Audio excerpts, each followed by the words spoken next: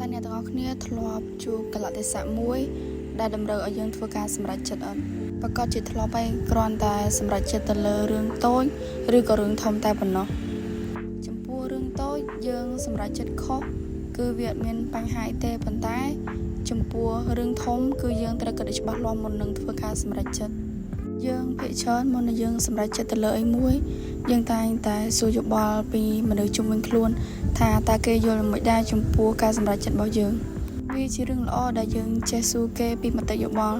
ប៉ុន្តែខ្ញុំចង់ឲ្យអ្នកទាំងអស់គ្នាសួរខ្លួនឯងដំបូងគេហើយជំរើសចុងក្រោយគឺយើងជាអ្នកសម្រេច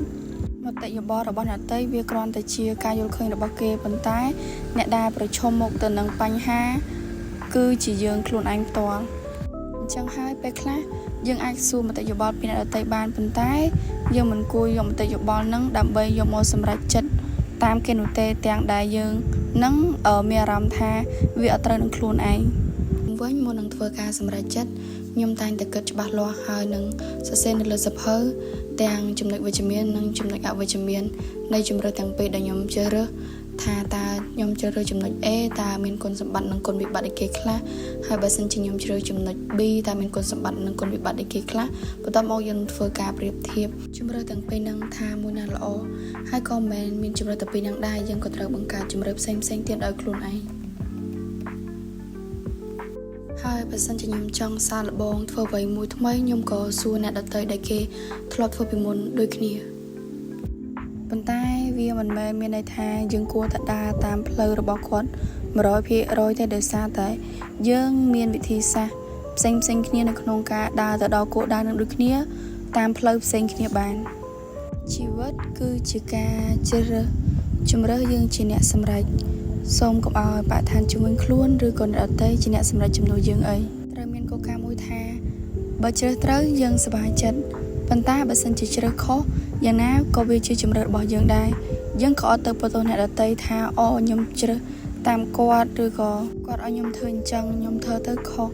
ប៉ុន្តែបើសិនជាអាហ្នឹងគឺជាជំរើសរបស់យើងទោះវាខុសក៏វាជាជំរើសដែលយើងសម្រេចចិត្តដោយខ្លួនឯងផ្ទាល់យើងមិនសម្រេចចិត្តដោយសារតែអ្នកដទៃដែរ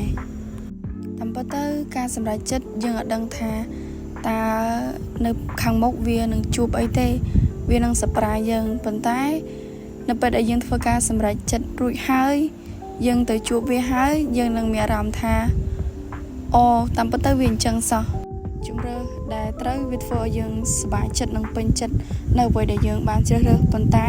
បើសិនជាជ្រើសខុសសូមកុំសោកស្ដាយប៉ុន្តែយើងត្រូវរៀនពីបទពិសោធន៍ទាំងអស់នឹងព្រោះឯនៅមានជំរើសជាច្រើនទៀតដែលយើងត្រូវជ្រើសរើសនៅពេលដែលយើងឆ្លងកាត់វាហើយ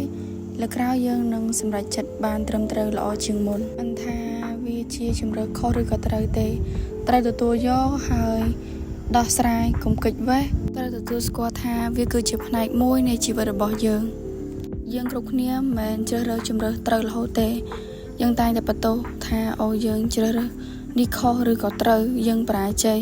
ប៉ុន្តែភាពបរាជ័យទាំងអស់ហ្នឹងគឺយើងរៀនបានច្រើនពីវាហើយក៏វាបង្រៀនឲ្យយើងកាន់តែរឹងមាំជាងមុនដូចគ្នាដែរយើងតែងតែខ្លាចបញ្ហាប៉ុន្តែបញ្ហាគឺវាបង្រៀនយើងច្រើនខ្លាំងមែនទែនអំពីជីវិតអញ្ចឹងហើយយើងត្រូវតែប្រឈមមុខតស៊ូជំនះវាឲ្យបានហើយបន្តដើរទៅមុខ